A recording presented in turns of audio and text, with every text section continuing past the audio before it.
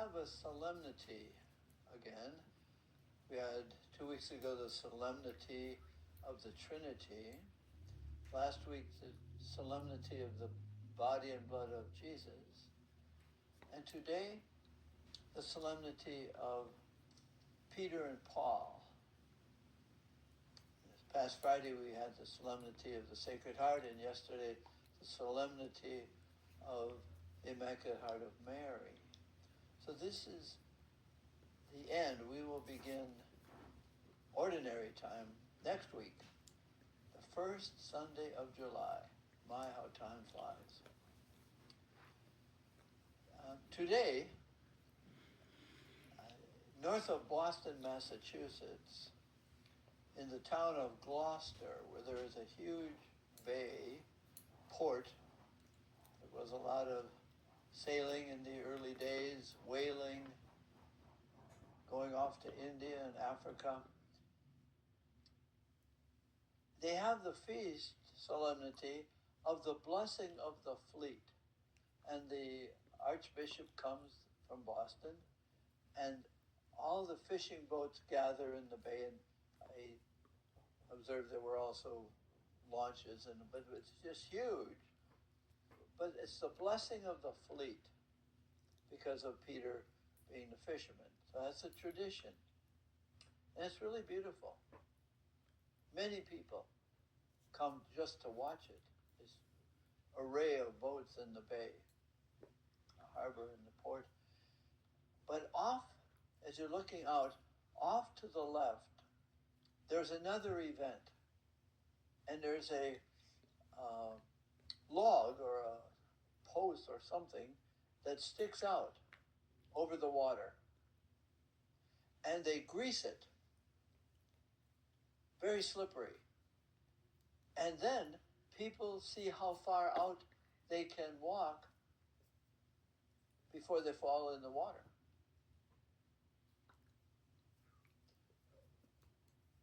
It's also a great event to watch, people sliding and flopping and crashing into the water. I don't know the relationship between that and the fleet, but they do it. Which reminds me of the saying, if you don't stand for something, you'll fall for anything. If you don't stand for something, you'll fall for anything. And of course the people on that slippery log try to stand, take very little steps, and whoops! And then we have Peter and Paul, who didn't fall for anything, they stood for something. They stood for their relationship with Jesus. Different relationship. Paul, of course, knocked off his horse, blinded, healed, and given the mission to preach. And he preached mainly to the Gentiles, going around, and we read this in the Acts of the Apostles especially, and in the epistles, he's writing to the communities which he has formed by his standing for something, Jesus, and Jesus in his life. So he's a preacher. And of course, people don't like what he's saying, and they lock him up, and eventually he'll be martyred. He will fall for something. It's a relationship, his faith relationship with Jesus. And then there's Peter, whom we know was called out of his boat, called to be a fisher person, standing for Jesus, standing for something. And we know in the gospel today what he's called to. He's called to stand for and at the beginning of the apostolic church. And it's a little story about Jesus. You know, Jesus is not interested in what the popular opinion of him is around. What are people saying about him positively? But it's a setup so then he can say, and Peter, who do you say I am? And Peter makes the declaration, the first declaration, actually, of Jesus as the long-awaited Christos, the anointed, the Messiah. He says that as a faithful Jew, that I believe, Peter says, that you are what we've been waiting for. You are the new person of God, not just in the tablet of the laws and the strictures, but in the relationship. And Jesus says to him, okay, you've spoken correctly. I give you the keys of the kingdom. Just a side thought, this text has been used to defend the church, that the church is the one true apostolic church and everybody else is excluded. And there was a heresy, a teaching outside the boat, outside the church, there's no salvation. It's only in this church. And you stood by the church, and Peter stood by the church until he too was killed. But we have a great story. He's lying there, and an angel comes. This is in the Acts of the Apostles, the first reading today. He is released from the bounds and taken, we don't hear it, but he's taken, he goes to the community, the early church. So it's a great celebration of two people, and then the many after him who stood for the one thing, the Christ, the anointed. And what is that Christ saying about those whom he is calling? He is calling not just the excluded are out here, the included are here. No. The keys are the preservation, I think. It's not the keys who believe in the Pope, who believe in bishops and the teachings.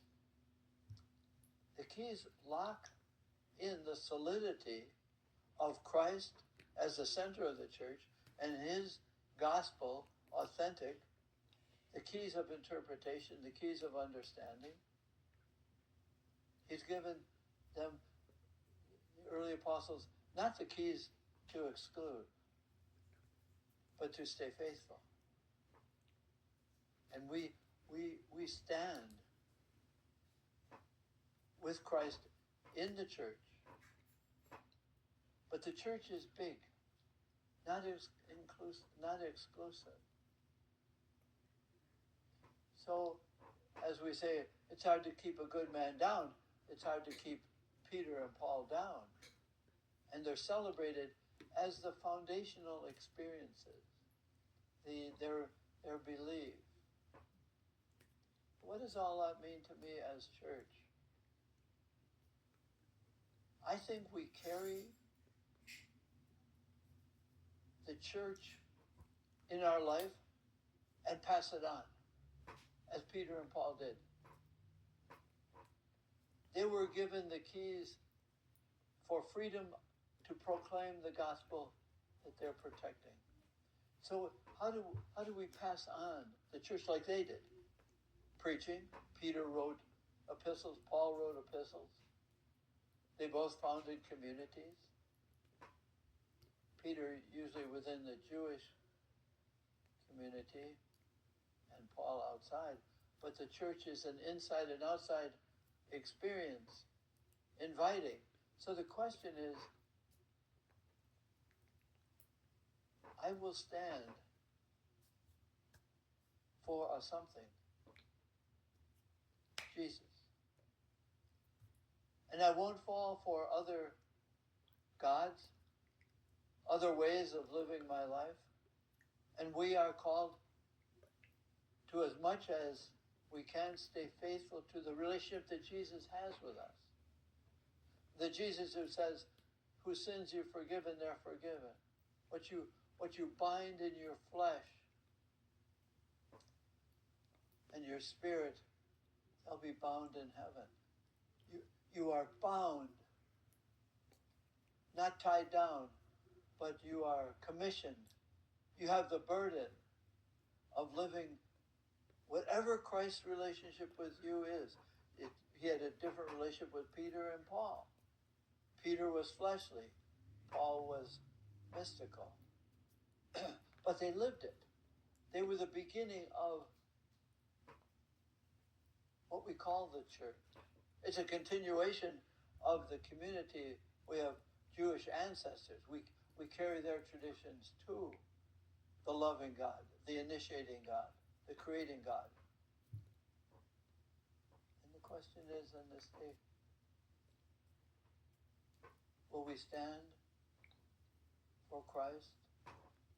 Or will be, as Paul writes, will you be blown around by other thoughts and ways? Will you stand for someone, or you'll fall for anyone? The Christ who comes to us in word and sacrament says, I will stay faithful to you. Church person, pray to stay faithful to yourself as a believer.